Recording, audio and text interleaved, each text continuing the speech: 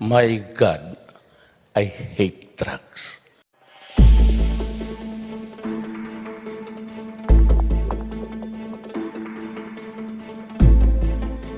Former Senator Bong Revilla finally walking free after more than 4 years in detention over a multi-billion peso pork barrel scam.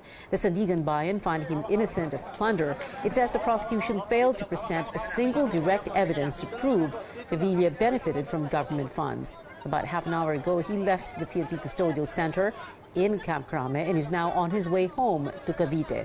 Facing the media, Revilla thanked his supporters. After 4 years and almost 6 months, finally, makakalabas na rin ako. At lumabas na yung katotohanan. Nagpapasalamat ako at merong hustisya pa rin sa ating bansa. At ako'y nagpapasalamat sa ating mga kababayan, mga patuloy na nagdadasal sa akin. Sa inyo pong lahat, maraming salamat. Mabuhay po kayo. Revilla's plunder case is the first to be resolved among dozens of cases on the supposed misuse of the Priority Development Assistance Fund by some lawmakers. Former Senator Revilla will head straight home for a night of celebration with his family, friends, and supporters. Our Caroline Bonquin is outside the senator's home in Bacoor in Cavite. Caroline, what's happening there? Yeah, there's an ongoing program inside the Revilla's residence while everyone waits for the former senator. It's been a whole day preparation for his homecoming since his acquittal this morning. They hung a welcome home banner outside the gates. There's even a band inside waiting for him. Cavite residents and supporters are here to greet the former senator who they missed after 4 years in detention. The Public Information Officer of Mayor Lani Mercado said that once here, Revilla will first have dinner with his family and then he will meet with Cavite barangay officials. Only Mercado and Vice Governor Jolo Revilla will face the media later. Revilla will have his own press conference on Monday. Pia? Caroline Bonquin reporting live from Cavite. We go above and beyond the headlines with Bacoor, Cavite Mayor Lani Mercado, wife of former Senator Bong Revilla. Thank you for joining us, ma'am, here in Newsnight. Yeah, good evening. Well, ma'am, let's begin with this. I understand your family, of course, very happy for this. Lalo na this is happening right before Christmas. We all remember how about a month ago you were telling the media that you were expecting and that you knew that there was going to be a verdict by the first or the second week of December. At that time, ma'am, did you already know how things were going to go and in direction? Not really. We did not really know about the decision this morning or what the decision will be this morning till today. So there was really no assurance of anything since we received the letter coming from Sandigan Bayan with regards to the hearing, the promulgation this morning, December 7th. So you didn't have a clue, Mayor Lani, as to how this is going to go? All, no. So in other words, you were prepared either way. You were prepared for, either an acquittal today or a conviction.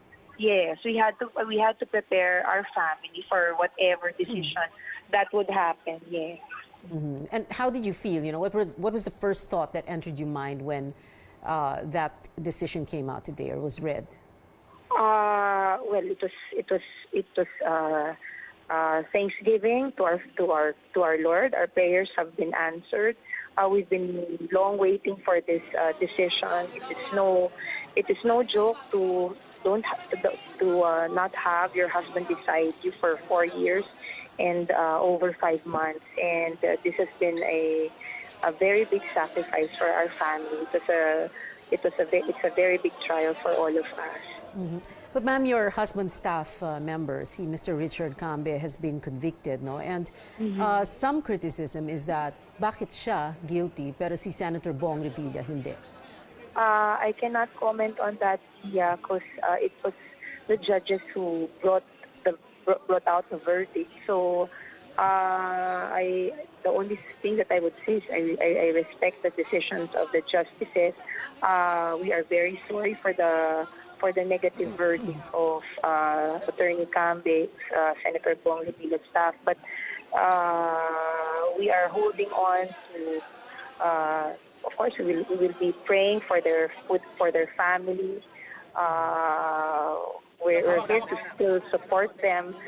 He has a wife and he has 2 children. Mayor Lani, right after the decision was read in the Sandigan Bayan, I understand you went back to Camp Crame. That was the only time na nag-empake, no? I suppose. Yes. Can you describe to us what the situation was like? Well, we waited. Everybody was happy. We waited for the papers coming from the Sandigan Bayan. He went through a medical checkup to check if he's physically okay. Yeah. Well, what was it like, ma'am, to pack up doon sa detention cell?